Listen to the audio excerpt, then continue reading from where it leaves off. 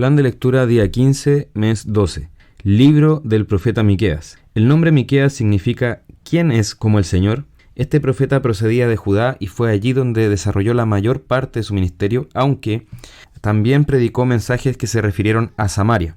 Se caracterizó por predicar contra los abusos de una élite que desechó la ley de Dios y que por tanto oprimió a sus hermanos por egoísmo. Considerando que fechó su ministerio en los días de Jotam, Acaz y Ezequías, probablemente desarrolló esta profecía entre los años 750 y 700 a.C. El libro se enfoca en denunciar el pecado de la nación, advertir del juicio que el Señor se propone derramar de forma inminente y exhortar a volverse al Señor, teniendo en cuenta el plan de redención que Dios se ha propuesto realizar a través de su Mesías. Podemos encontrar un paralelo entre Amós en el norte y Miqueas en el sur. Ambos profetizaron con un enfoque similar, ya que debieron confrontar los mismos pecados. Era un tiempo de decadencia religiosa, social y moral, donde la idolatría se había extendido, abundaba el amor a las riquezas y el abuso de los más poderosos sobre sus hermanos más desventajados. Mientras Amós fue rechazado y el juicio vino en la generación siguiente para el reino del norte, Miqueas tuvo acogida en el rey Ezequías, quien realizó algunas reformas como podemos ver en Jeremías 26 del 18 al 19, por lo que el juicio en el sur se postergó. Miqueas predice el lugar de nacimiento del Salvador y describe la transformación sobrenatural que él traería al mundo. El libro termina con una maravillosa alabanza al Señor por su misericordia incomparable. Ya entrando al contenido, vemos en el capítulo 1 una convocatoria a juicio. Aunque los acusados directos son Israel y Judá, vemos que todos los pueblos y toda la tierra debe estar atenta a las palabras del Señor, quien es testigo contra el pecado del mundo. Samaria y Jerusalén, las capitales del norte y del sur respectivamente, habían sido focos de pecado que habían influenciado a sus reinos. El Señor se disponía a derramar su juicio contra su pueblo, y este juicio sería notorio y terrible, lo que se expresa en el lenguaje de derretir los montes y pisotear las alturas de la tierra. Las ciudades serían invadidas y destruidas, y sus habitantes serían humillados y hechos cautivos. Vemos la influencia destructiva del pecado en que el norte comenzó su desvío y el sur le siguió en su rebelión, recordando también la analogía de las dos hermanas en Ezequiel capítulo 23. Un poco de levadura leuda toda la masa. El capítulo 2 nos muestra que en este pueblo había quienes se dormían pensando en hacer el mal y en la mañana lo ejecutaban, y se refiere principalmente a los poderosos que estaban despojando y oprimiendo a sus hermanos mediante abusos y pensando en quedarse con sus tierras y heredades, y hasta con lo más elemental para vivir, como era la capa para abrigarse del frío. Por otra parte, había falsos profetas dispuestos a justificar estas cosas y que querían callar a los verdaderos profetas del Señor que confrontaban estos pecados. Ante esto, el Señor se dispone a juzgar la maldad de este pueblo, ya que ellos habían sido llamados y apartados para reflejar su carácter santo y lleno de misericordia, pero se habían vuelto sus enemigos al actuar con impiedad, egoísmo y opresión. En medio de todo esto, el Señor ofrece salvación y restauración al que llama el resto de Israel, ese remanente del cual hablan los profetas y que se refiere a los fieles de en medio de su pueblo, aquellos que de corazón le temen y guardan su pacto. Sería Él quien los reuniría como su rebaño y vendría Cristo, el que abre caminos y los lideraría hacia la victoria de la redención, cuestión que comenzó a cumplirse desde su primera venida y se consumará cuando venga por segunda vez. Gracias entonces a nuestro Dios, porque vence sobre nuestros pecados y hace prevalecer su salvación allí donde nosotros habíamos multiplicado la maldad. En el capítulo 3 el Señor se dirige primeramente contra los príncipes y nobles de Israel, quienes estaban despojando y oprimiendo a su pueblo hasta dejarlos sin nada, y quienes promovían la violencia en medio de su pueblo. Ellos serían castigados por su maldad y luego clamarían al Señor, pero no serían oídos. En esto vemos que no podemos pretender abrazar el pecado en nuestros corazones y practicarlo en nuestras vidas, y al mismo tiempo clamar al Señor y ser ayudados por Él. Es necesario el quebrantamiento y el arrepentimiento para quienes andan en estos caminos. Asimismo, se dirige contra los falsos profetas y sacerdotes que predicaban por dinero, cambiando su mensaje según se les diera paga o no, mientras pensaban que el Señor estaría con ellos y no juzgaría su pecado. Ellos también serían avergonzados y confundidos, no recibirían más iluminación de parte del Señor y no tendrían ya más que decir. Por estas cosas se desató el juicio del Señor sobre su tierra, que sería arruinada por su maldad. En el capítulo 4 apreciamos cómo en medio de toda esta situación de decadencia el Señor hace un anuncio de lo que será su reino. El reino de Cristo se establecerá por sobre todos los otros reinos de la tierra, algo también profetizado en Daniel con claridad. y vendrían a él de todas las naciones a conocer al Señor en su monte santo. Con esto vemos anunciada la salvación que trajo Jesús derramando la sangre del nuevo pacto, que derribó la pared intermedia entre judíos y gentiles, y que permitió que todas las naciones pudieran ser llamadas a salvación, la que comenzó desde Jerusalén y se extendió a Judea, Samaria y hasta lo último de la tierra. Con la figura de la vid y la higuera, vemos anticipada la paz que trae la salvación en Cristo, la vida en abundancia que hay en Él, y en último término la gloria final donde todos habitaremos confiados y plenos ante la presencia del Señor. Por lo mismo, aunque muchos sigan adorando a sus dioses falsos, estamos llamados a confesar el nombre de nuestro Dios eternamente y para siempre. Vemos al Señor nuevamente prometiendo reunir a su pueblo. Llamaría a los débiles, a lo vil y a lo menospreciado, y los haría un reino inquebrantable con Cristo como Rey a su cabeza. Se anuncia también el cautiverio babilónico y la posterior alegría de la liberación, con lo que vemos anticipada también la era en que la Iglesia vive en medio de un mundo que está bajo la maldad, para luego ser liberada con la segunda venida de Cristo. Es el Señor quien exaltará a su pueblo, que ha sido humillado y perseguido a lo largo de la historia por parte de los incrédulos, y les dará victoria sobre sus enemigos. Es impresionante que el Señor termine esta sección de esta forma, llena de promesas, de gracia y victoria, siendo que comenzó convocando a juicio a toda la tierra. Gloria a Dios por su misericordia también y su plan perfecto. El Salmo 134 fue comentado en la primera parte de este plan. Luego en Proverbios 30, del 1 al 4, vemos que comienza una sección que contiene las palabras de Agur, hijo de Jaque. Agur significa colector, lo que implica que puede ser ya sea su nombre o su oficio, es decir, alguien que colecciona dichos de sabiduría. En este pasaje vemos primeramente las limitaciones del hombre para conocer la verdad y llegar a ser sabio. Los pensamientos de Dios y sus caminos son infinitamente más altos que los nuestros. El hombre no puede conocer la verdad por sus propios medios, a menos que Dios mismo se la revele.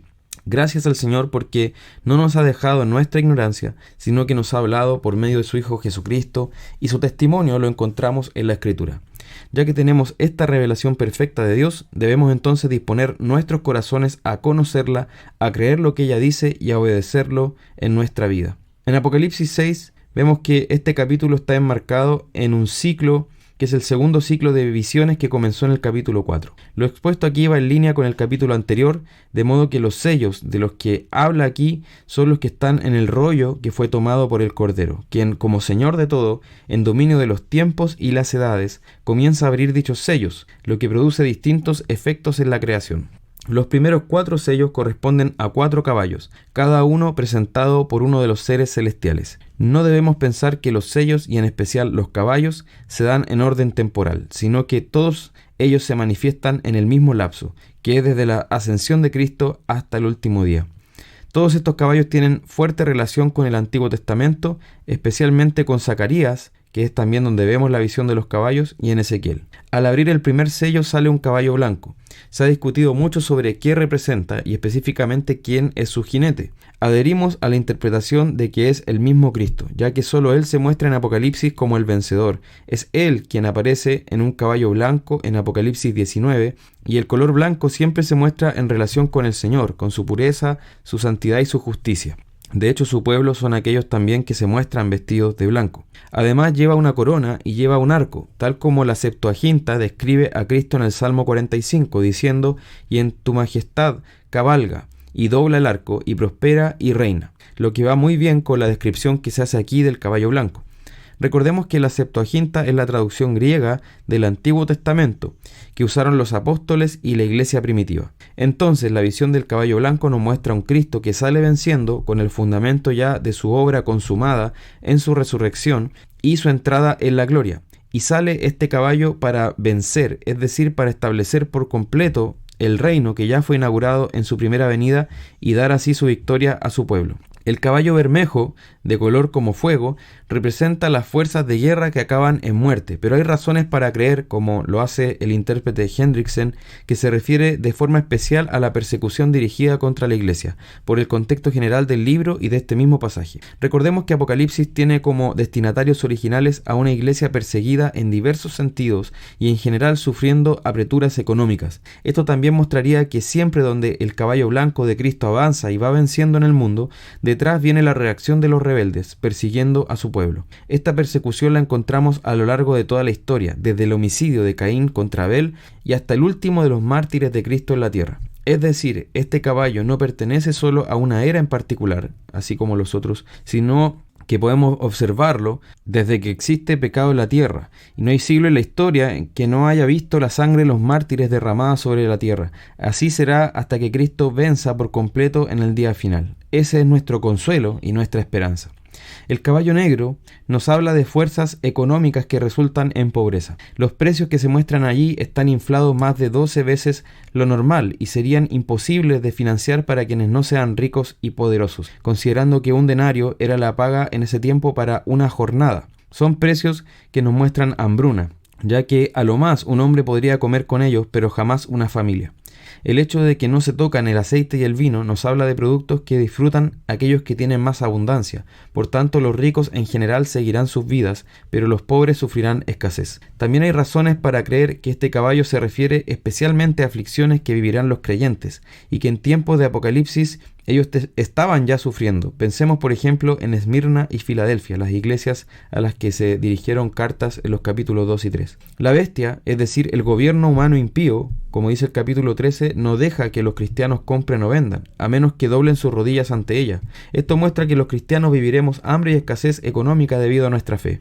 La historia es testigo de esto. Por tanto, vemos que el segundo y el tercer caballo se enfocan más en sufrimientos de la iglesia. El cuarto caballo es de color amarillo verdoso, el color de la peste y la muerte, y muestra los sufrimientos que tendrá el mundo en general, tanto incrédulos como creyentes. La muerte monta este caballo y le sigue el Hades, que simboliza el estado de existencia separado del cuerpo, el lugar donde moran los muertos. Este caballo no actúa por voluntad propia, sino bajo el permiso y los límites divinos. Vemos que este caballo trae guerras, hambre, mortandad y las fieras de la tierra, lo que concuerda asombrosamente con los elementos descritos en Ezequiel 14:21, cuando el Señor enumera sus instrumentos de juicio sobre la tierra. Para los incrédulos, estas tribulaciones son aspectos de castigo y producen terror, mientras que para sus hijos son instrumentos de santificación en manos del Señor. Son aquellas aflicciones del tiempo presente que no son dignas de ser comparadas con la gloria que en nosotros ha de manifestarse, como dice Romanos 8. El quinto sello corresponde al clamor de los mártires. Recordemos otra vez a quién va dirigido este libro. Esta visión da el consuelo de que los muertos en Cristo están viendo al Señor en gloria, están guardados bajo su altar, seguros donde ya el dolor y la muerte no pueden alcanzarlos, y están vestidos de gloria, de la justicia y la pureza de Cristo. El capítulo 20 luego nos dirá que ellos están reinando con Jesús. Ellos piden que se haga justicia, no por un afán egoísta, sino para gloria de Dios, y el Señor les responde algo clave. Cada mártir que ha muerto en el nombre de Cristo está contado, y habrá un día en que el número de ellos se completará. Habrá un último mártir que entregará su vida por Cristo, y allí será el fin.